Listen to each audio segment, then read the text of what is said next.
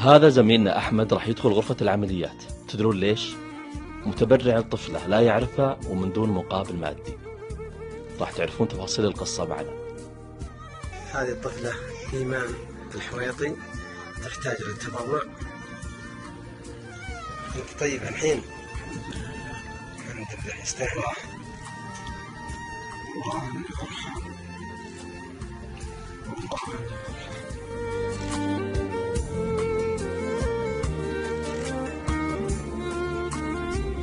احنا كزملاء سوينا له تكريم لكن بطريقتنا.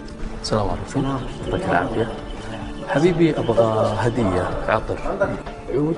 أي أنا أقصد لك إنه كطقم هدية علبتين بخار ودهن. إذا تبي فيه غيره. خلنا نشوف غيره.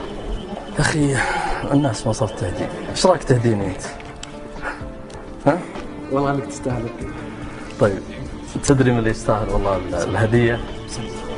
اللي يستاهل الهدية طال عمرك اللي ضرب وضحى في أجمل صور وتبرع بجزء من كبده الفتاة.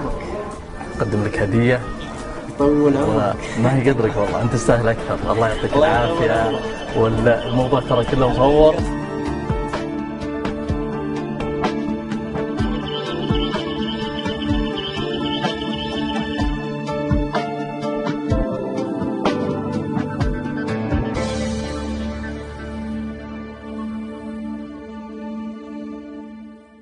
أنت تبرعت بجزء من كبدك إلى فتاة. إيش تقرب لك الفتاة هذه؟ ما تقرب لك؟ ولا أعرف. ولا تعرفها؟ هي من وين؟ من أي منطقة؟ من تبوك. من تبوك، من الشمال. من الشمال. وأنت؟ من الجنوب طبعا. من الجنوب. والله ما حد نشر. لا والله، لا مال ولا جاه ولا سمعة ولا أي شيء. لا والله، جبت غير شيء نقدمه يشفعنا عند الله سبحانه وتعالى يوم القيامة، يوم لا ينفع لا مال ولا بن. تفاجأت صراحة بالشيء هذا، لأني أنا قالوا لي راح تجيب أغراض من الفرع الثاني. جبت وجيت ما توقعت الشيء هذا كله راح يحصل أصلاً في الوقت اللي إحنا رحنا. أحمد تتوقع كان فيه؟